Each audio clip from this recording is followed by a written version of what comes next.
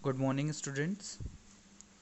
Today we are going to read class 7th SST part history, chapter number 4, the Mughals, part 5, the last part. So, a student, in the last other videos, I had explained about the different Mughal rulers, those who came India by the first battle of Panipat that was fought between the Humayun and the Babur and the Ibrahim Lodi. So that battle led to the entrance of the Mughal Empire in the India. So in the previous video I had explained about the contribution of the Mughals in their architecture, education, language, economy, trade. So lot of things that I had explained in the previous video. So in this video I'm going to explain the Mughal astronomy and the technology. So basically let us begin with the astronomy that was under the Mughal Empire. So let us begin.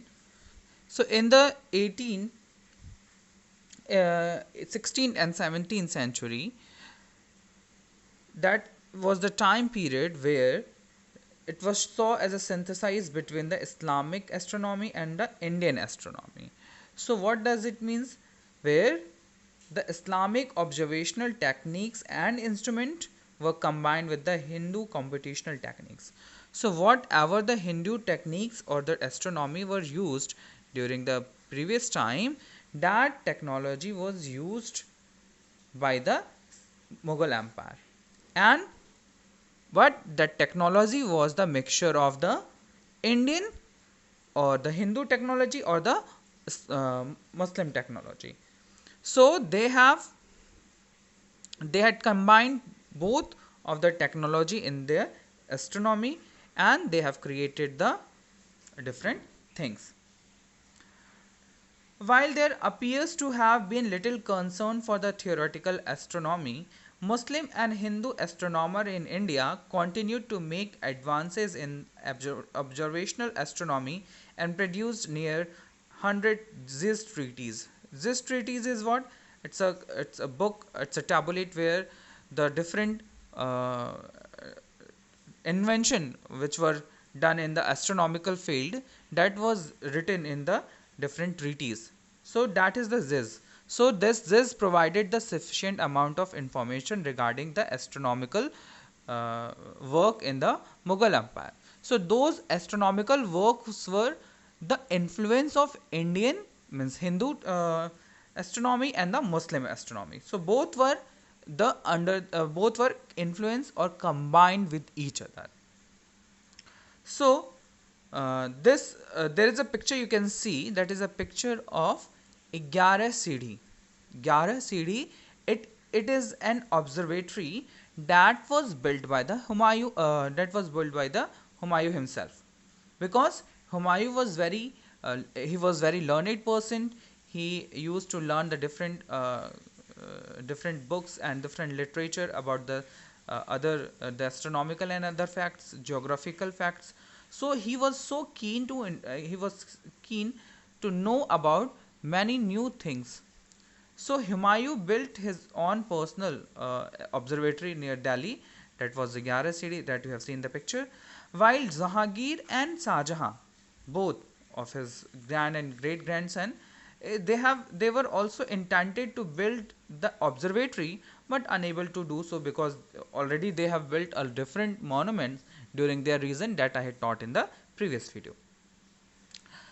The instruments and the observational techniques used at Mughal observatories were mainly derived from the Islamic tradition, because they were from the they are believing in the Islam religion.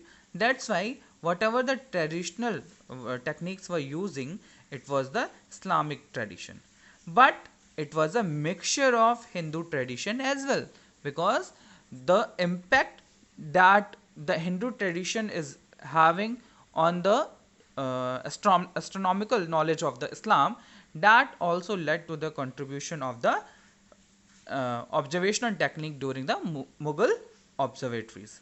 So it was the influence of the Hindu and the Islamic tradition. One particular uh, one invention was there, that is the seamless celestial globe. The globe was invented probably during the time period of the Mughal Empire, in the time of the 1631, probably, or in the Jahangir region. So here is astronomer, that is, his name was Muhammad Saleh Tahatwi. He built a seamless celestial globe during his reign. So this was an object which was created by the two half hemisphere object, and those half hemisphere were joined together, and the things which we are seeing on the globe, approximately things were mentioned on the globes during the 17th century, means before 400 years, near about 400 years before. So this was done without technology. It was so literally it was so amazing for us. So how they have done in that uh, seamless globe.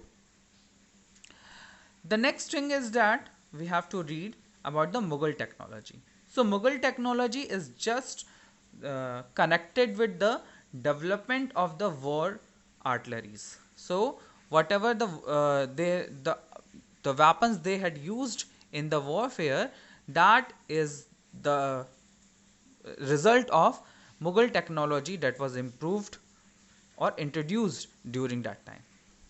So during the reign of Mughal Emperor Shah Jahan, Jaigarh Fort in Rajasthan, it was one of the world's most efficient cannon factory during that time, because the most cannon that were produced, it's about 16 feet long, and those cannons were prepared in one day only. Means the cannons which were prepared, that took only one day, about 16 feet long. So those were so massive, so big cannons that were built during the reign of the Shah Jahan.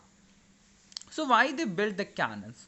So because they built the cannons to fight with their enemies, to conquer their territories. So these cannons were very used widely during the Mughal period. So these cannons were improved time by time. The cannons were improved from the from the Babur to up to the Humayun and his other successors. So during that time, the cannons which were produced during the Mughal Empire was considered as the largest ones. Means during that time, the cannons were what the Mughal Empire was preparing or making. That was the largest cannons during that time. It was a status symbol. Yes, definitely. It creates a lot of destruction, and destruction means destruction of the enemies, and that led the impact of that particular emperor on that enemy kingdom. So whenever the Mughal rulers, they are moving somewhere, so they are going somewhere, so they keep that artillery with them, that cannons or others were moving with the empire, the emperor, those who are the Mughal emperor basically. There you can see the picture, that is of cannon. There you can see some the balls were there, and they used to fire the cannons, and those balls were used to throw with the cannon with forcefully. We'll see in the next slide. Akbar personally used to design the gun carriages to improve the accuracy of his cannons. So why the Akbar name is mentioned here? Because he wanted to know that what the carriages mean the cannon holders. There you can see one picture is there. Two tires are there, wheels are there, wheels basically, and that wheels were designed, or personally Akbar took the interest in that he wanted the uh, accurate sight of that cannon. Means wherever the cannon they have put the cannon, the point to be uh, destructed what they have decided to do that. So Akbar took personally interest, and this impact, the impact of taking the accurate accurate in the cannons, that scares the opponent's elephants basically in the battlefield. So if the elephants were get scared, so they started running on the ground, and they started killing the peoples of the enemies field, means they had started killing their own army soldiers basically. So this was very loud, and this was so effective, that cannon during that time. Akbar was the first to initiate and utilize the metal cylinder rockets against the war elephant during the Battle of Sanbal, Karnataka. So Akbar was considered as the first person that who used the rockets during his rule. During his rule, he used the rocket, not not advanced like today's, but it was rocket that was used to fire on the from particular place to the long place, means far away from that place where it was firing. So Akbar was considered as the he used the metal cylinder during the war elephant, means the elephant, those who are in the war, they were the same thing as happens with them also. They get scared of the voice of the this cannons, and they started running in the ground. So this led the help the Akbar to run that particular Sambal battle. There is one Persian mechanical engineer was there. His name was Fatahullah Sirazi. He was there during the rule of Akbar. So he was a great engineer, and he invented the auto cannon. Auto cannon means that runs automatically. Means the other cannons were used to put every time fire to hit the point, but the auto cannon which was invented by Fatahullah Sirazi, there you can see the picture, it was about the what he had made, what the Fatahullah Sirazi was made, the second picture you are seeing, it was about to that. And this auto cannon fires 17 barrels continued, so with the matchlock only. So matchlock was used. Matchlock I will explain in the next slide. So this was the 17 barrel was there, and they fired one by one. So this was the huge invention during the reign of the Mughal Empire. So this is also a technology that was introduced in that Mughal period. Okay, there you can see the picture of a gun. It's a picture, and there you can see there is a thread tied on that gun. So that thread is getting lit by a lighter or the matchstick. Lit means burned by the matchstick, and then this thread is joined with joined under the gun, and that gun is having the gunpowder, means the powder which is used to um, for making bombs and all. So that gunpowder is there in that thread, in that gun. When fire is there, so this led to the fire of the bullets from the guns. So this is the matchlock technique. So matchlock technique is what, with the using of thread, they used to put the fire on thread, and the thread led to the gunpowder, and gunpowder forces that bullet to came out. Same this happens in the cannon also. They put the heavy balls in that, and after putting that metal ball, or sometime it was made up of stone, so they put the fire on the gunpowder with the help of this matchlocks, and the the balls of made up of iron and that stone, they get fired to the point what they have decided. So this is the matchlock gun, and this technique was used previously till the Aurangzeb. So guns and pistol were the matchlock techniques was used mostly till Aurangzeb period. After that, the advanced and automatic um, guns were started coming. So this was the particularly time where the people were using these guns. There is one incident that you have to know, that is the siege of Bidar. So Bidar, it is in Karnataka, and during that time Karnataka was under the Adil Shahi dynasty. Basically, Shahi dynasty was there. So that there, the Muhammad Adil Shah Sultan was there.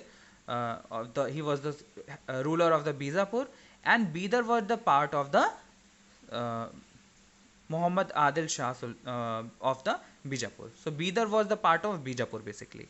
So Mughal Empire Emperor Aurangzeb, he led the he wanted to seize the Bidar fort, because Bidar was so prosperous fort, and if he conquered the Bidar, so he will able to conquer the Karnataka, means almost the Deccan part of the India. So for that purpose, Mughal Empire Aurangzeb wanted to seize the Bidar, and 27 days long fight was there, and this fight was against the Adil Shahi dynasty, that is the Muhammad Adil Shah, and Aurangzeb wanted to capture the uh, Bidar. There is one commander was there, Sidi Marzan. Sidi Marzan was there, and he was on the behalf of Muhammad Adil Shah, and he was with his army garrison. The garrison was commanded by the Sidi Marzan. So his army groups were there, and it was under the Sidi Marzan. So when they have started firing with the cannons, the Aurangzeb army was started firing with the cannons on the Bidar fort. So this led to the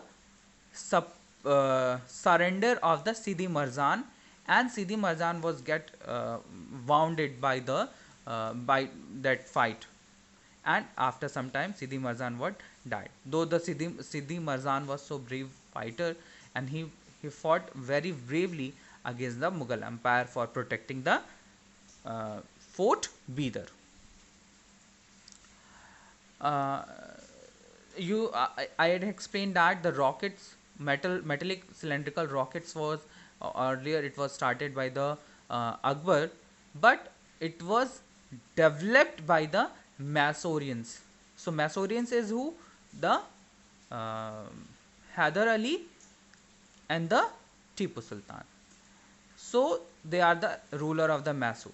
So they earlier they were not, but let's see how they came, how they have developed the rockets which were used by the Mughals. So Masurian rockets were upgraded version of the Mughal rockets utilized during the siege of Zinzi by the progeny newly established of Nawab of Arcot or the Carnatic, now in Tamil Nadu, in 1751. So in year 1751, there was a newly established dynasty was there, that is the Carnatic. So there was a Nawab, and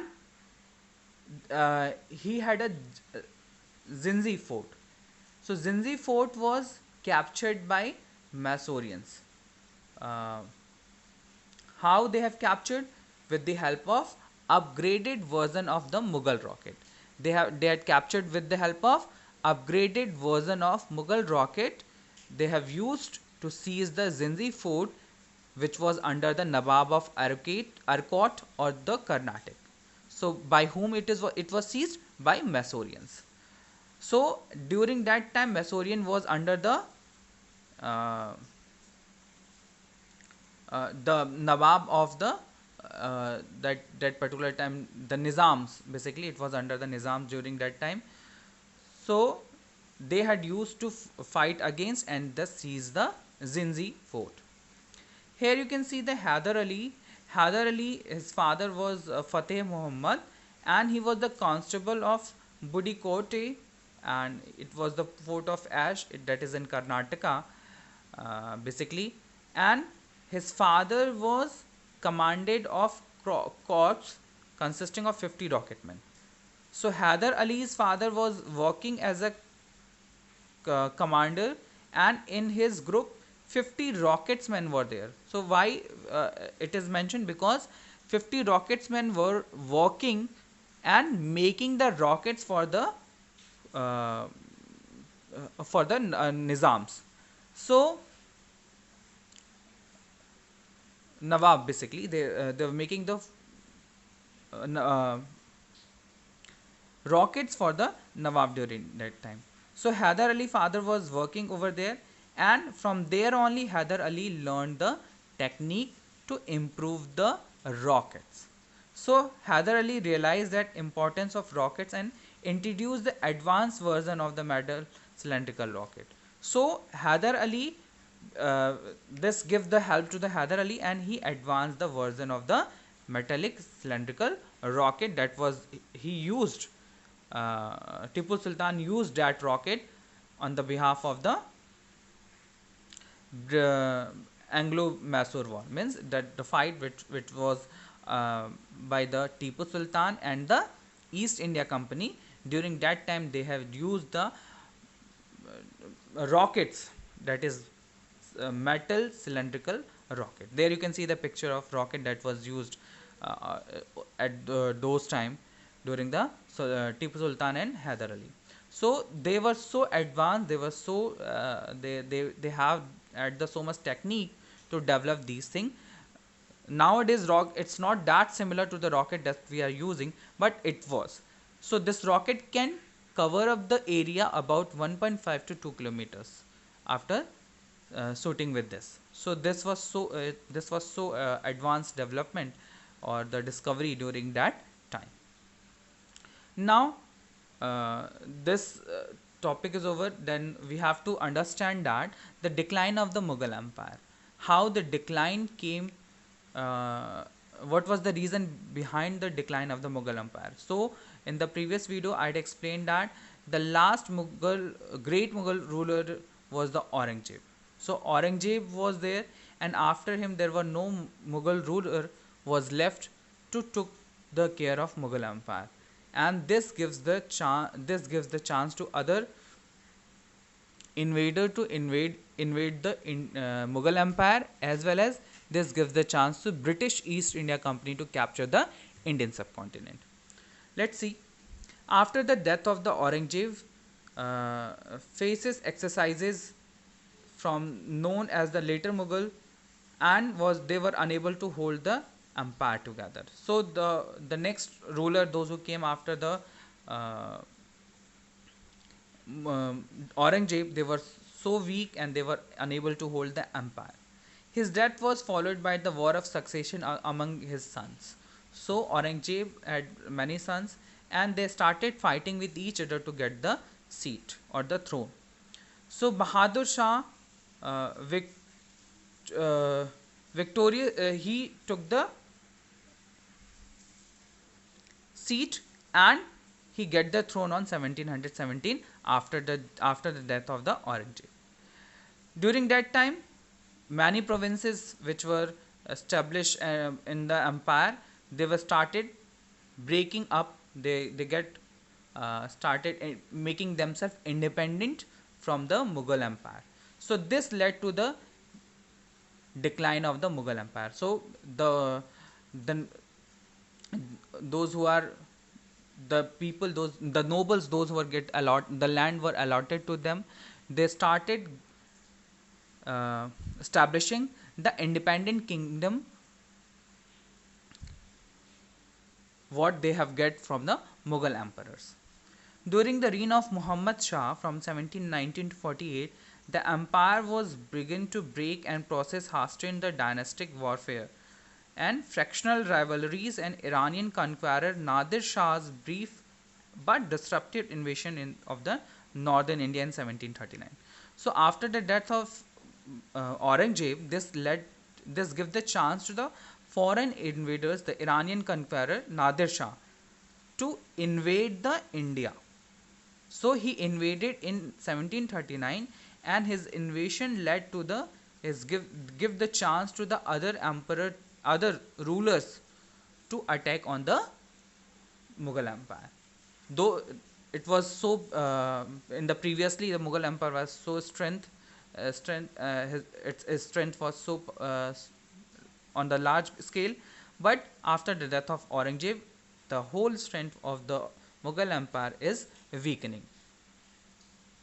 A series of foreign invasions that affected the Mughal Empire very badly, attack of Nadir Shah and Ahmad Shah Abdali.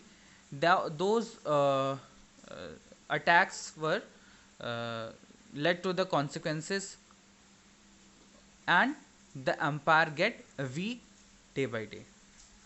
This attacks also drained the empire's wealth. So whatever money that was captured by their ancestors, it was took by their ancestors. Those money were captured by the another invaders.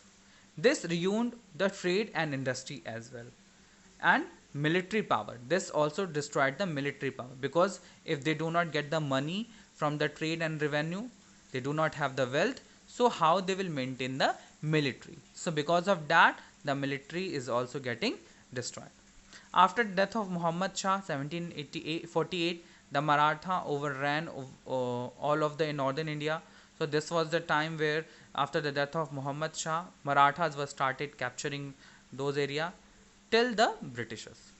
Mughal rule was reduced only a small area around the Delhi, which passed under the Maratha 1785 and then British 1803 control. So this was the time where the Marathas took the control from 1785 till the date of the British 1803. So this was the long time period where the Britishers, after the coming of Britishers, the Delhi came into under the British rule. And this was the time where the Mughal Bahadur Shah, uh, he was Bahadur Shah Zafar, he was there, or Bahadur Shah II. He was the ruler of, he was the ruler at that time. He called as a last Mughal ruler, Bahadur Shah Zafar or Bahadur Shah II. He led to the Yangon, that is Myanmar, or Rangoon, or Burma in the previous time. It was called as Rangoon and Burma in previous time. So he was exiled to the Myanmar. British power had killed his son, and this led to the Mughal Badshah, that is the during that Bahadur Shah, and he sent to the Yangon, and there he was died after some years. So why he was sent to the Yangon? The reason was that he was involved in the mutiny of 1857. That was the revolt of 1857. You will read in the class 8. Thank you, student.